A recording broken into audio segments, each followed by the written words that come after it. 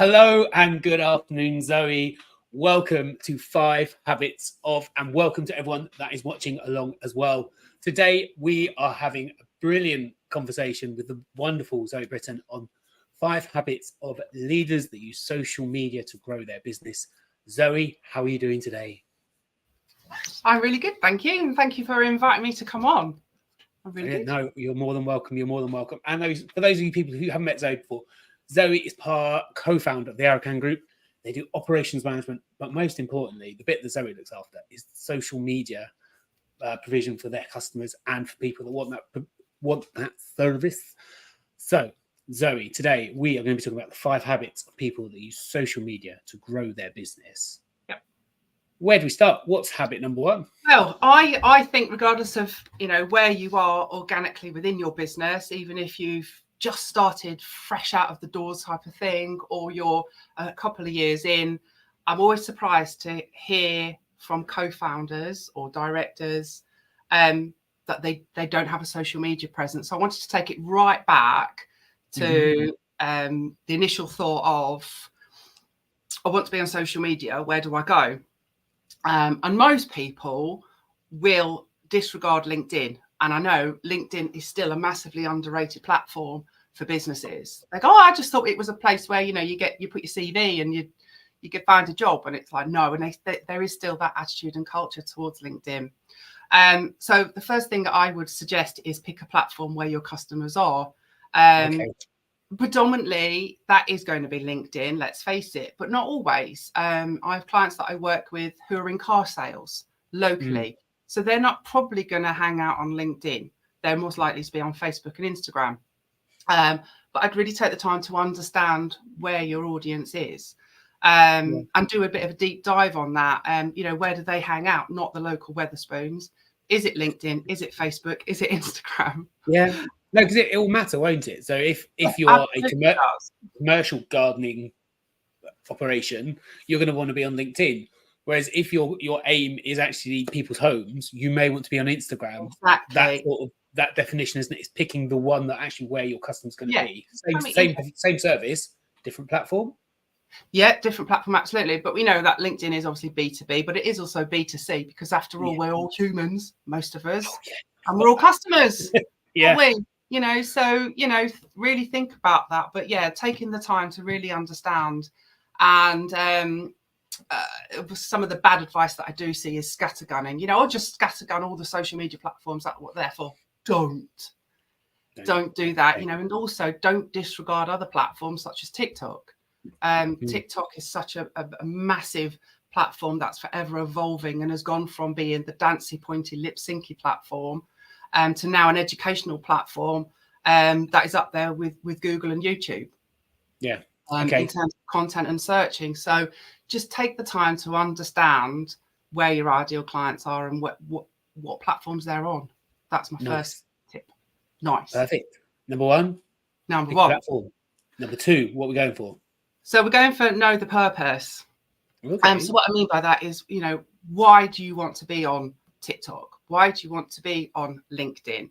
What is the purpose of you being on there?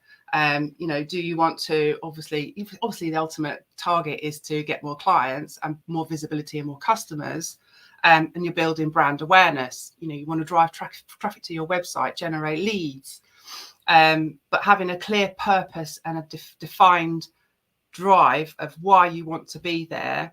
Like we said, people will always buy from people. So adding personalized content as well. There's nothing ever wrong with that, but knowing the purpose of why you're on LinkedIn. Okay. So how does that say that know your purpose? Yeah. Is that because obviously we both post quite a lot on LinkedIn, and when you do posts, they quite often have a purpose or call to action, don't they? So is it? Yes. Are you talking about the little purpose or actually the big purpose, or is it both? Both. I think it's both. Know the purpose of why you're on there.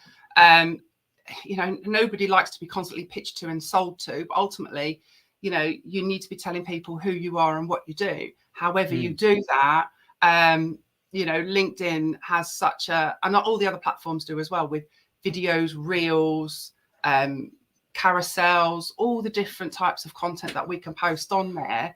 It's just really understanding the purpose of being on the platform and what you want to do with it.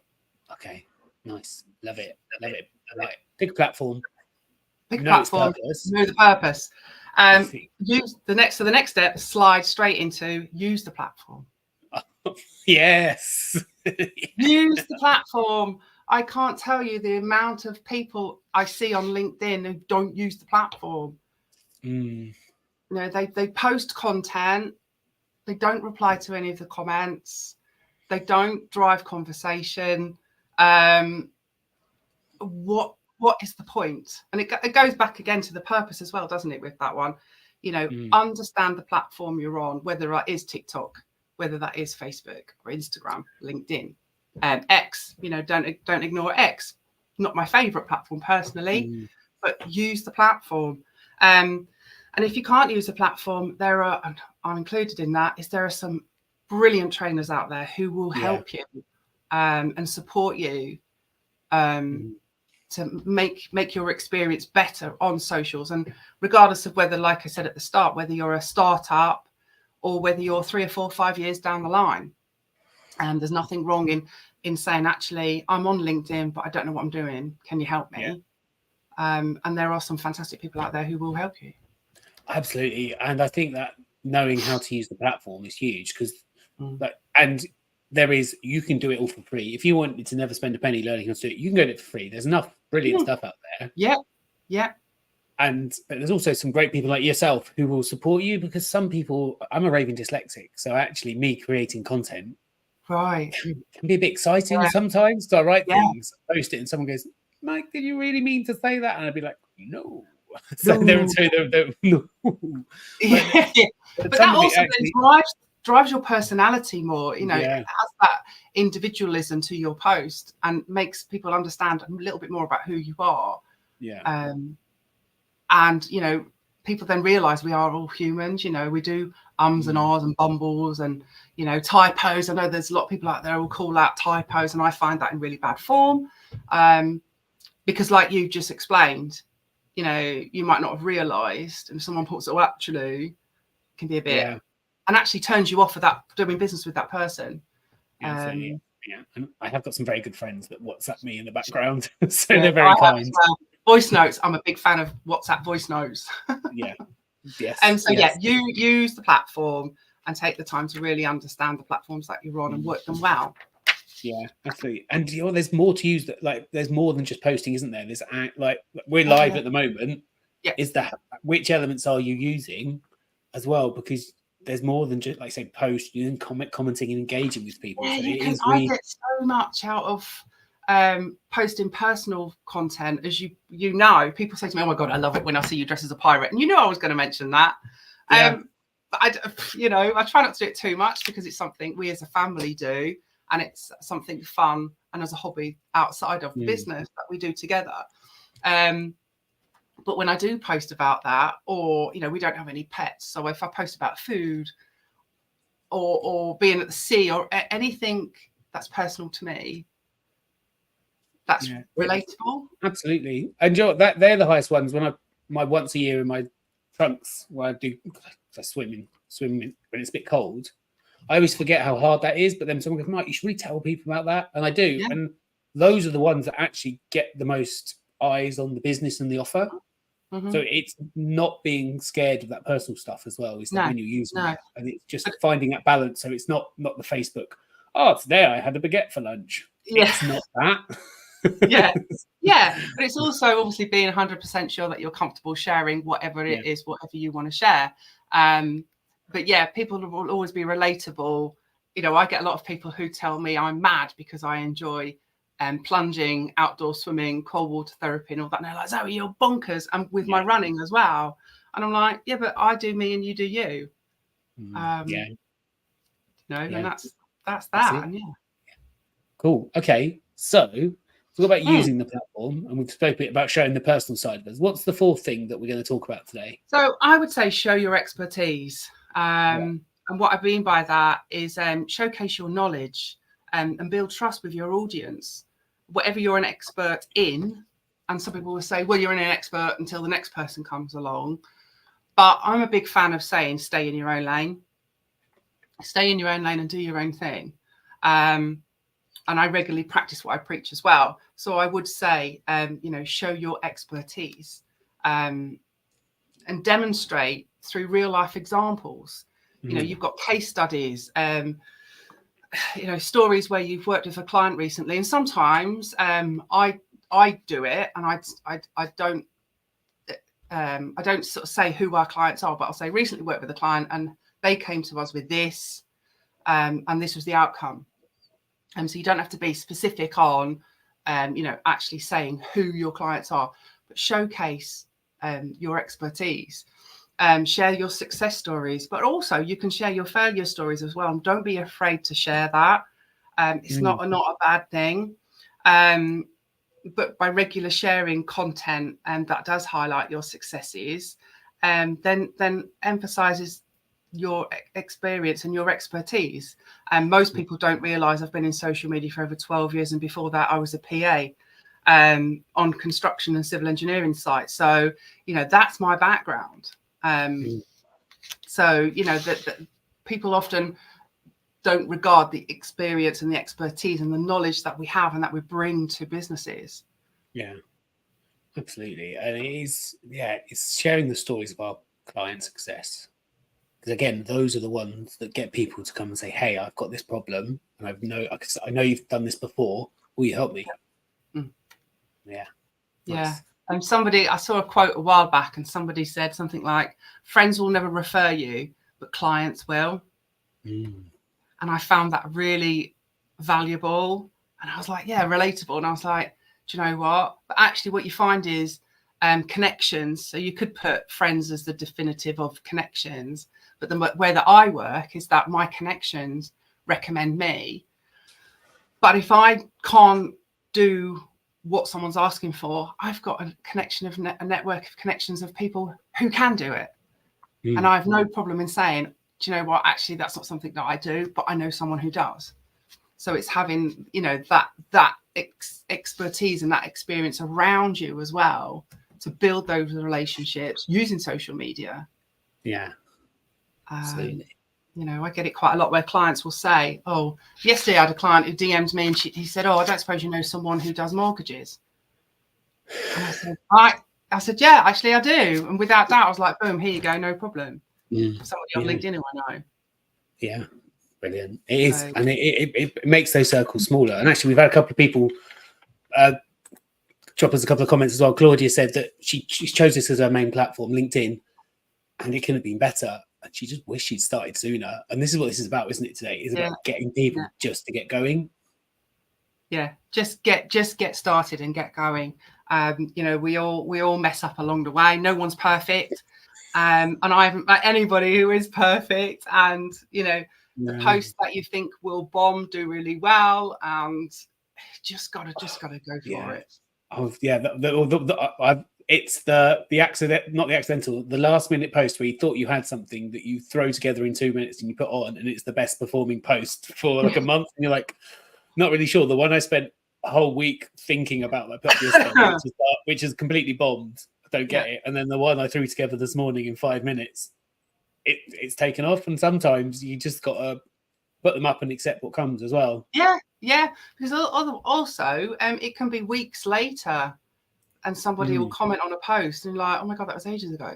No. And is this Joe Humphreys? Is this the dancing Joe Humphreys? Yes, it is. Yes, it is the dancing Joe Humphreys. Yeah, and it's funny because I've never spoken to Joe, but I am fully aware. I think I've seen her dance across my screen a couple of times. See, you'll be making her day by saying that. But she's in my inner circle. She's my go-to. We send voice notes to each other. We really support each other.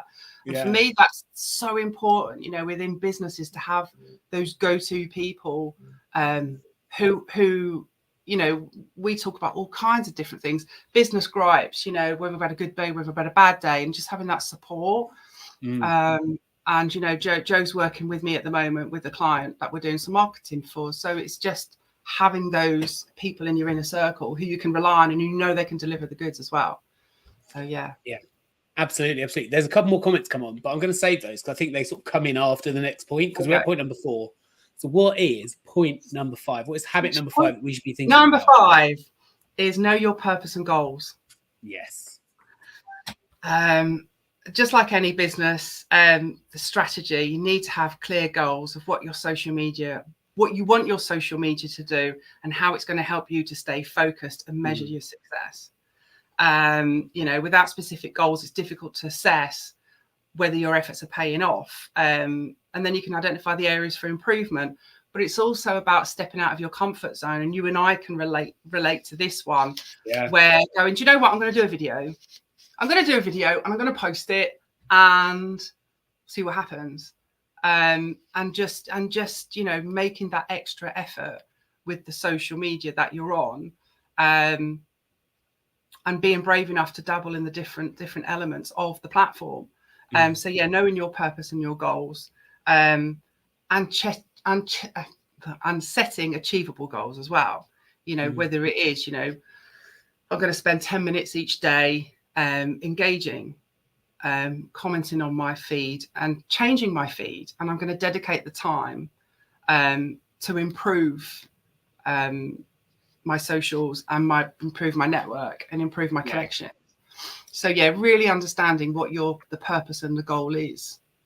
I think that's really important, especially early on, having some goals. So my first lofty goal when I decided that I was going to wake up on LinkedIn, because everyone has the profile that sits there for a couple of years and they don't really do anything with it, was to put, I think, love it on a post. And it really freaked me out for a full week just to write the words love and then thumbs up someone else's post. Because in my head, it was just like, the world might end, I might like the wrong things, especially in my dyslexia. Occasionally I read things and I like get the wrong end of the stick.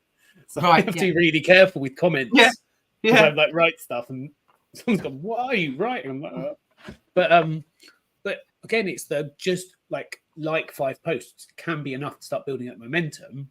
But again, one of the things that about going back to point 2 about use it was the use it might be just be on it for 10 minutes uninterrupted for a month every day. Because that will start to build the habit, and and that can be the thing you're looking at, right? It doesn't have to be get like 100,000 likes, because that's a weird goal. That's unachievable. You know, if you why do you want to do that? What is that? Is, you know, you've got to look at your business and be right. You know, I don't want to take on the world. You know, I don't want to be international global megastar. You might want to crack on. But you know, you've got to look realistically. I've just noticed Neil's a perfect example of that. You know, it's a Sussex-based business. You know, he doesn't want to take on the world. He wants to build his relationships and he does that incredibly well. And through his content. And so, you know, when Neil I do meet up when we're networking, is that relationship's genuine. And we sort of talk about music and all kinds of different things that and swimming in the sea and Sussex and all these type of things. And again, it goes back to that building that network and relationship. Absolutely. And I love that he's put the word enjoyable in there. Because if you're not enjoying something, it's quite hard to stick at it and get good at it, isn't it? And it's finding what makes it enjoyable for you. But it's also I see, again, I tag people in who I recommend for, let's say, accounting, and then I'll say, I tagged you in that post, and they say, I don't use LinkedIn very much. I think take your account down because you're missing the opportunity, or use the platform. And I'm going to do something after this. It's that if you're not using an account, use it. But take it down. By all means, like when you set a business up, go get all your handles, but you can shut them down as well, can't you? So you can tuck them away somewhere safe. So when you are ready, unpublish it, and then because otherwise you're missing the opportunities. And Lisa's got some great advice here. Is that look at what you're doing and what works best as well. Is that because there's some things. If you accidentally, like I have at some point, put a post on at 10 o'clock at night because you thought you timed it for a different time of day. We've all done that. Doesn't perform very well. So you're like, well, I'm not going to post at 10 o'clock because no one sees it. And that first hour really does matter, doesn't it? It's normally someone like me who will comment, and a connection of mine did that. She posted it about 10:30 at night, and I commented, and she was like, that was supposed to come on tomorrow morning. I was like, oh, okay then.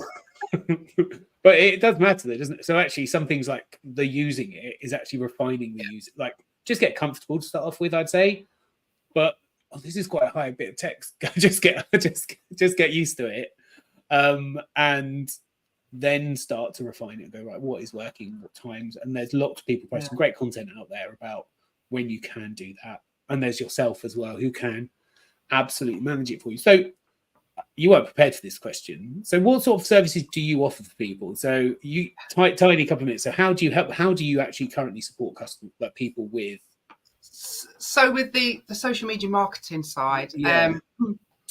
I have the same ethos. We have the same ethos when we started the business, was to be helpful. So in terms of that, I will work with, let's just take a client that I'm working with recently, who's a national client, but they've actually got their premises, as it were, is based down in Kent. So we've started a WhatsApp. So they've got all their members of the team all over the country, and they're sending in images every day of what they're up to. So I established that from get-go, build that relationship with their team.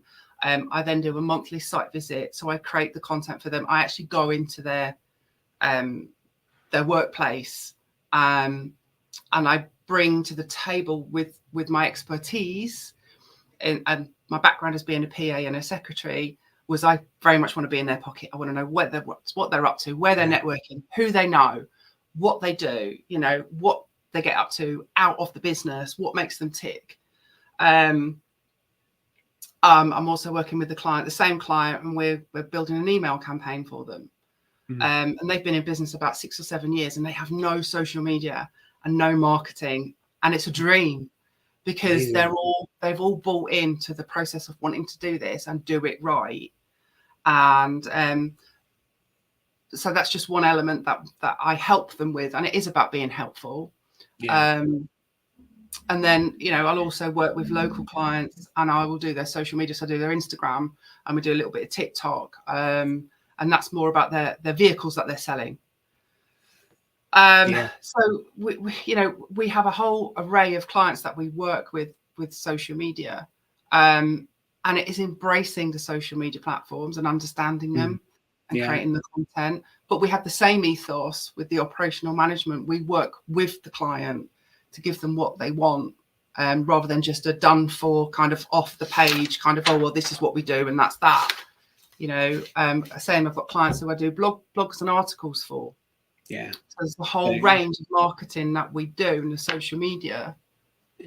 And I love it. You've covered so many real life examples of what you've just explained. And actually, creating the content, just having a feed of pictures can be so inspirational for those posts if you're struggling. The going out and seeing what people are doing in the office is a great way to actually create the post and tell the customers how you work. Picking TikTok to sell cars makes sense, because it's quite a it's quite a it's not transitional, it's quite a temporary sort of time period. I find TikTok fast forward. So you're selling a car, you want it to be in a feed quite quickly, and then it's gone.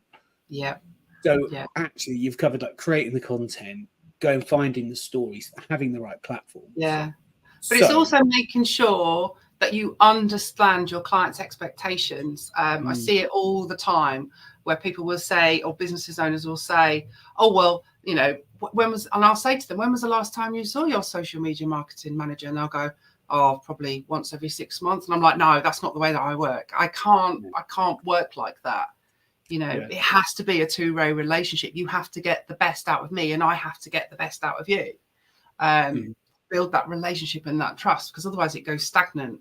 And I love that. I love going into clients' businesses. I'm over their shoulder going, what are you doing?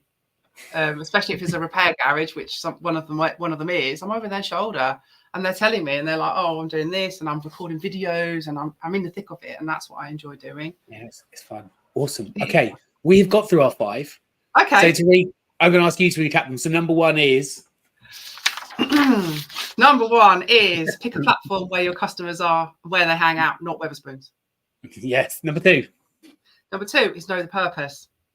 Number 3 is use the platforms. Nice. Number 4 is show your expertise. And number 5. Number 5 is know your purpose and goals. Brilliant. I love it. I really enjoyed the conversation today, Zoe. Thank you very much. Now, if people want to find you, where can they find you? How do they find you? Find me on LinkedIn is the best place, really. And find me on LinkedIn. We have an Arakan Group Facebook page, and we are on Instagram. Brilliant. But yeah, really, find me on LinkedIn is the best place. Cool. And are you working on anything exciting you want the people to know about? Well, apart from we took the keys to our brand new office in Heathfield at the beginning of July. So we're busy sort of pulling all that together and getting it all ready. But I started networking at the beginning of this year, and I gave myself a personal target to go networking. And I always hated it. I don't enjoy it. Yeah. So I started doing it, and then somebody approached me at a networking group and said, I'm looking for someone to take over. Hint, hint, wink, wink. Will you do it? And I was just like, yes. So I had a big yes moment and grew this group from 4 or 5 people to now 20 people who network monthly. And it's a real success, and there's such a buzz in the room. And somebody said to me, will you start another group where our office is in Heathfield? So I'm now launching a brand new networking group in Heathfield for all business owners, whether they're SMEs or, one-man bands, it doesn't matter. Come along and network and grow your relationship. And I'm also going to start doing some training at the office as well. So that's really exciting on social media and marketing. Yeah, I know. But I'm also about collaboration as well. So I'm potentially going to be collaborating with some bookkeepers and just encouraging that whole business support. So there is a lot going on in Arakan Group, but it's I love it. I love how busy you are. That's great. Thank you very much. But anyway, so what have you got coming up? Oh, good question. So in September, I am launching a cohort of the Habits Hub. So that is the place for ops leaders that want to nail their productivity and leadership. So we are going to be all sorts of things around a productivity sprint, monthly focuses on people's big habits of leadership. So how they tell their stories, their network, which is like that overlapping there with you. And we do some coaching as well. And it's all about just making people a better, smarter, more efficient leader. And on the side, it gets you home on time, so you can get home and hang out with the kids, go play golf with your mates, sit and go binge something on Netflix and just not feel guilty and just be 100% in the moment. So if anyone wants to find out more about that, drop me a line. Zoe, thank you so much. I truly enjoyed today. Thank you to Joe, Claudia, Neil, Lisa for all dropping your comments in as well. Thank you very much and have an amazing day.